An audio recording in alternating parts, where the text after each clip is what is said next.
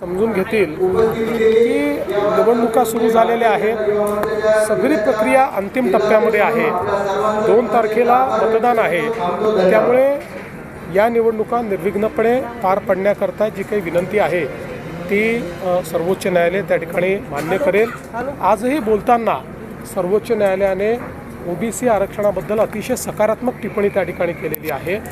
इतकंच नाही तर जो काही जुना निर्णय आहे त्या निर्णयाचं मोठ्या बेंचने पुनरावलोकन केलं पाहिजे अशा प्रकारची टिप्पणी त्या ठिकाणी केलेली आहे।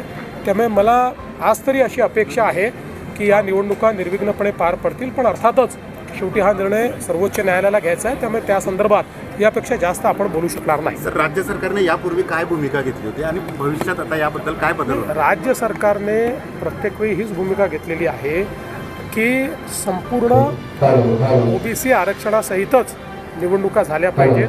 आपल्याला माहिती आहे की उद्धवजींचं सरकार असताना त्या ठिकाणी त्यांनी तो निर्णय घेतला होता आणि ओबीसी आरक्षण बऱ्याच ठिकाणचं जवळपास संपलं होतं, की आम्ही कोर्टामध्ये गेलो, कोर्टाने आम्हाला ओबीसी आरक्षण दिलं, त्यानंतर मग आम्ही हे सांगितलं की ते पूर्ण मिळालं पाहिजे।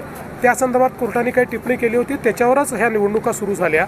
पण नंतर काही लोक पुन्हा कंटेम्प्टमध्ये गेले आणि त्यांनी सांगितलं की नाही, यापूर्वी एक कोर्टाचं जजमेंट आहे कृष्णमूर्तीचं, त्याचा कुठेतरी भंग होतो आणि म्हणून ही केस सुरू झालेली। कृपया चॅनलला सबस्क्राईब करायचं विसरू नका। बातमीला लाईक करून शेअर करा। धन्यवाद। नहीं, मगर मैंने टच किया